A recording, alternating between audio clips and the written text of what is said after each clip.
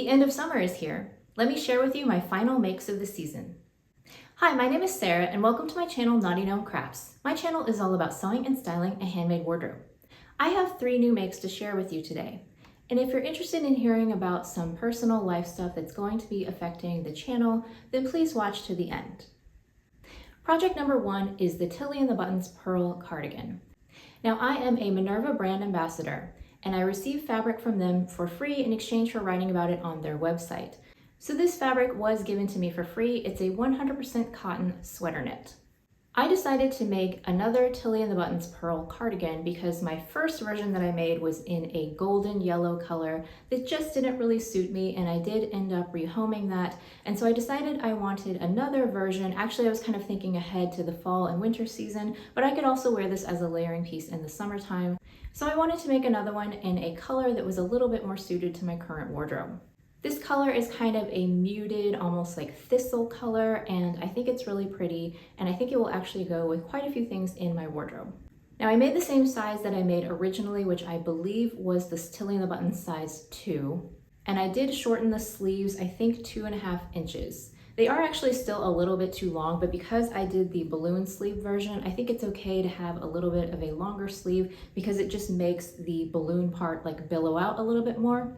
This time around, instead of doing fusible seam tape on the front to prevent it from stretching out, I actually used clear elastic, and it was very simple and easy to do. I just added it in when I serged on the band.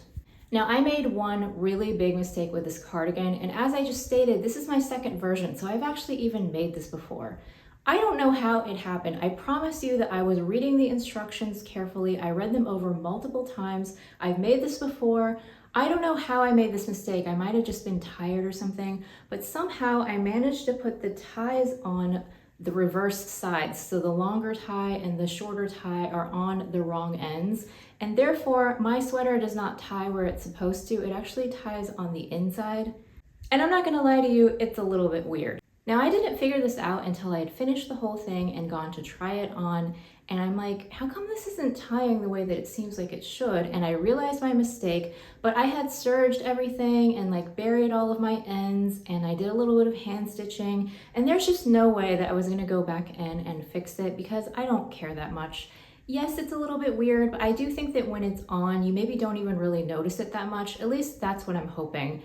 I don't know if that's going to prevent me from wearing it in the future. To be honest with you, I haven't worn this yet. I just took pictures of it and I washed it and then put it in a drawer, so I haven't worn it. So I don't know if it's going to feel weird when it's actually on my body for a long period of time, but for now I'm just going with it. I suppose in the end, if it does really bug me, I could always go back and fix it, but for now I'm just leaving it. So I have a couple of things to say about this fabric. It is a 100% cotton sweater knit, and so it doesn't have recovery. Like, it can stretch out or bag out a little bit, so I wouldn't make anything out of this that's too fitted. I was actually really worried when I got the fabric in the mail that it was going to be too thick to go through my serger, and I do think that on my old knottygnome serger I would have really struggled to sew this, but on my new baby lock serger I had no issues at all. I was actually really impressed with how well the machine handled the thickness of the fabric. I do think that this pattern is a really good application for something like this, kind of a looser fit cardigan. And the only other thing I have to say about the fabric is that it does wrinkle quite significantly. When I pulled it out of my drawer, as I said, I just washed it and then put it away. I hadn't worn it yet. I pulled it out of the drawer and it was really, really wrinkled. So I did need to steam it before I could show it to you guys because it didn't look very good. So just keep that in mind. If you make something out of this fabric like a cardigan and then you want to like take it off and store it in your bag or something, if you do that for too long, it's probably going to get pretty wrinkled. But that's not unexpected with 100% cotton, and it's not going to put me off from wearing the garment. Really, the tie thing is the only thing that might put me off from wearing it. But I'm glad I made a second version of the pearl cardigan. I do really like the style of it. And as I said, I think that it will go with a lot of different things in my wardrobe. So time will tell if the tie thing is going to get on my nerves or not. But at least there is a solution ahead of me. If I do decide that it's too much, I could just rip it out and fix it.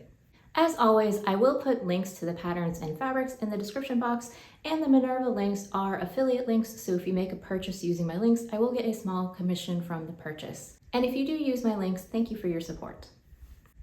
Moving on to my second make, this is another repeat pattern. This is the Helen's Closet Cameron shirt. I made this once before out of a white cotton shirting, and it was my classic white shirt. I really enjoyed wearing it, but to be honest with you, I can't really wear it anymore because my shoulders and my arms have gotten bigger to the point where it feels a little bit uncomfortable in the upper body here. So I wanted to remake the pattern because I do really like the style of the shirt. This time I reprinted the pattern and I made the size 2, which is the size that corresponds with my measurements. The first time around I had made the size 0. This time around I did the size 2, and I did go ahead and grade up to a size 4 just on the upper back to give myself a little bit more room because I have a broad back. I shortened the sleeves by 3 inches, which is the same thing that I did the first time around, and I didn't make any other adjustments. This fabric is a 100% linen that I got from Fabric Mart back in 2018. It was one of the oldest pieces of fabric in my stash, and I had made a video way back in the spring about blouses that I wanted to make, and this was one of the fabrics that I wanted to make sure that I used because I didn't want to go for another year with it sitting in my stash and me not using it, so I am really glad that I managed to squeeze it in at the end of summer. It is a really nice high quality linen. It's not too heavy, but it's not too thin. And although it's linen, it does wrinkle. It actually doesn't wrinkle too much. Like, it wrinkles sort of an average amount, but by the end of the day, you're not looking like you're wearing a crumpled mess. So I do think that that's reflective of it being a really high quality linen. Now, I had been seeing a lot of ready-to-wear shirts over this spring and summer that had really fun play with the stripes. So they did the stripes in different directions, and I wanted to try that too. I also thought that it would be a nice bonus because you wouldn't have to match stripes as much if I changed the directions. So I went ahead and did that on the front. And then on the back, I would have done this anyway, even if I wasn't playing with the stripes, but I did the yoke horizontally, and then the lower back is vertical. And then I didn't change the direction of the sleeve stripes because I thought that might look a little bit too crazy. And I really like the way that this has turned out. I think that this is going to be a really good closet staple for me. Even though it's linen, I could see myself wearing it year round because with a shirt, you can always layer things underneath or on top. And so I think it's appropriate for all season weather. And I think that this classic blue and white stripe is timeless, and it's just something that will always go well in my wardrobe, whether it's my spring and summer wardrobe or my fall and winter wardrobe. I made this about a month ago, and I've actually already worn it 3 times, which I think is a testament to how much I really like this shirt. The Cameron pattern is probably my favorite shirt pattern, at least to date. I've made a lot of different shirts, but I think this one is my favorite. It has really good instructions for the Tower placket, and I can just see myself going back to this pattern again and again whenever I want a classic shirt. Now I just need to find the time to make a white shirt in this size so that I can get my white shirt back in my closet and put it back in the rotation again, because I do miss having a white button-up shirt to wear.